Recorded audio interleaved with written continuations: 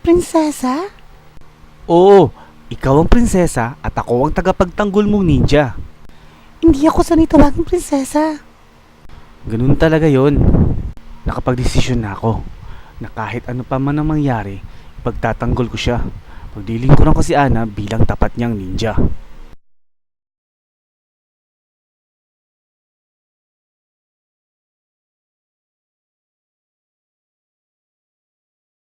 Prinsesa!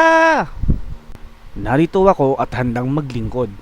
Ako ang iyong matapat na ninja. Salamat, Reka.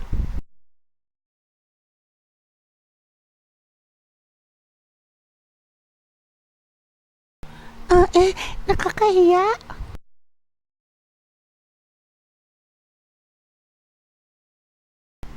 Tama ba yung narinig natin na si Reka ang kanyang tapat na ninja? Ang ibig sabihin nito, natalo si Reka? Ni Miss Ana Yanagi?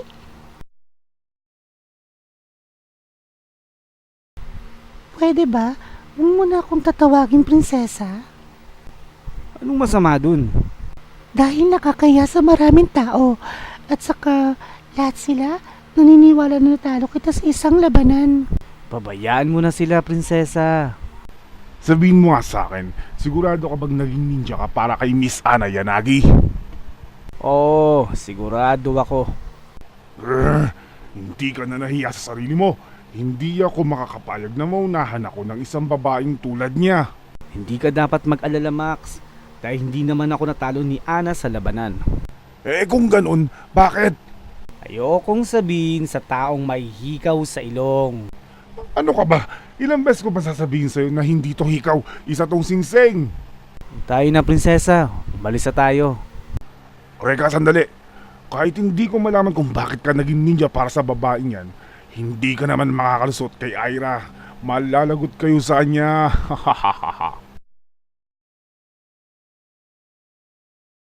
Dito muna tayo magpapalipas ng ilang sandali. Reka, sino ba yung sinasabi ni Max na Ira? Siya si Ira Kurosawa. Bata pa lang ka-sparring ko na siya. Minsan kaibigan, minsan kaaway. Nandito na siya. Nakita niya tayo. Wow! Ang gandang eksena. Masyadong mainit. Baka naman pag sumali ako mapaso ako. Ira, sira ka ba? Muntik na kaming tamaan ng binato mo.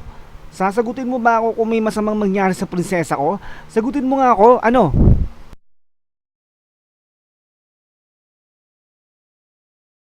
Ikaw pala, Prinsesa Ana. Ako naman pala si Ira.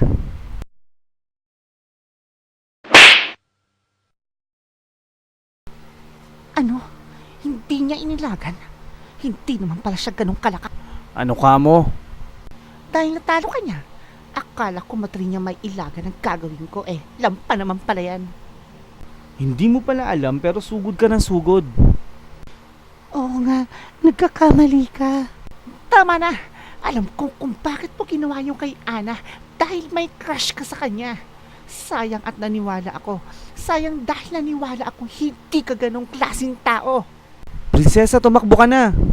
Hanggang ngayon ba naman tumatakbo ka pa rin gamit ang usok, Reka? Mahigit 10 taon na tayo nagsasama at naglalaban. Lahat na yata ng malalakas na lalaki natalo ko na. Maliban sa'yo, hindi pa rin kitang tatalo. Para sa akin, kahihiyan yon. Mula noon, inisip ko na kung paano kita matatalo upang maging isang tapat kong ninja. Gusto kong mabawi ang aking karangalan.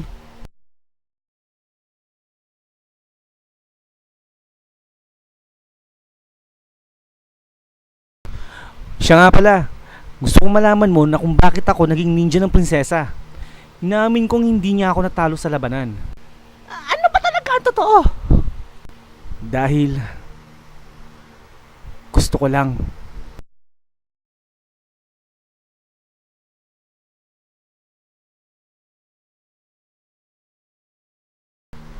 Dahil ginusto niya lang. Napakadali naman. Ayokong makitang sumusunod si Reka sa ibang babae maliban sa akin. Bakit hindi mo siya pwersahin kunin kay Ana?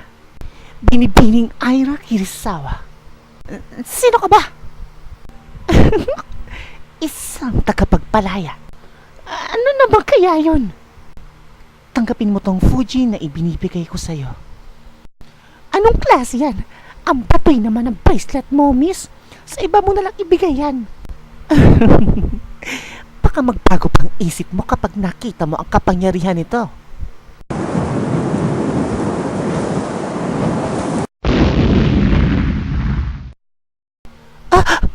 Ang galing! Nagustuhan mo ba? Ngayon ay matatalo mo na si Reka. Nagbago na ba ang isip mo sa Fujin?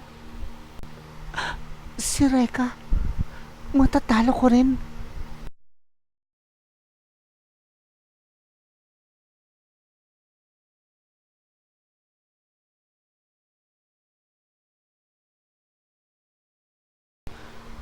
Aira! Nasaktan ka ba? Kaya kong kontrolin ang hangin sa pamamagitan ng Fujin. Alam mo, nung sinuot ko ang porselas na ito, gustong gusto kong makipaglaban. Kahit kanino, lalo na sa'yo. Aira!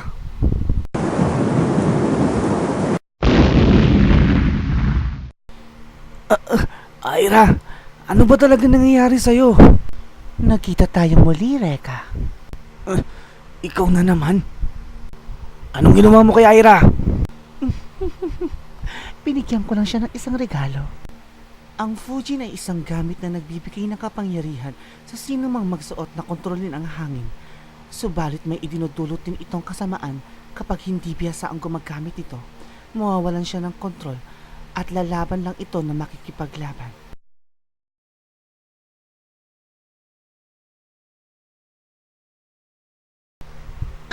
Si Aira yun, hindi ba? Sandali lang, tatawag lang ako ng tulong. Patawarin mo ako, pero hindi niya kailangan ng tulong mo. Nasa matindi siyang pagsusubok at bawal mang himasok.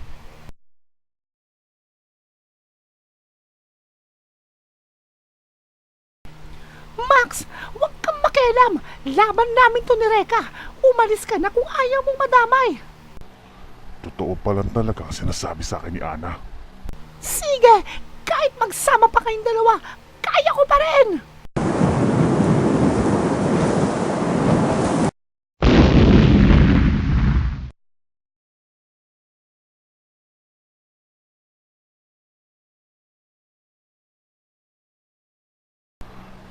Aira, gumising ka na. Hindi ako sanay na nakikita ka ng ganyan. Si Max. Masama ito. Nagkakamali na siya. May boses na nag-uutos sa akin. Sinasabing lumaban ako. Lumaban ako. Hindi ko na alam ang gagawin ko, Max.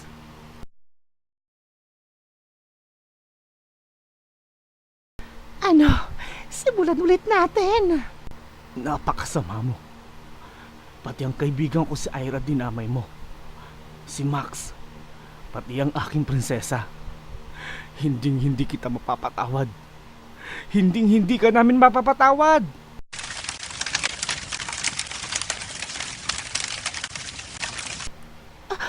Ang braso ni Reka. Nagliliyab. Nagtagumpay ako muli. Sige, sumugod ka. Hindi ka talaga nag-iisip. Hihipan lang ng hangin ko ang apoy mo.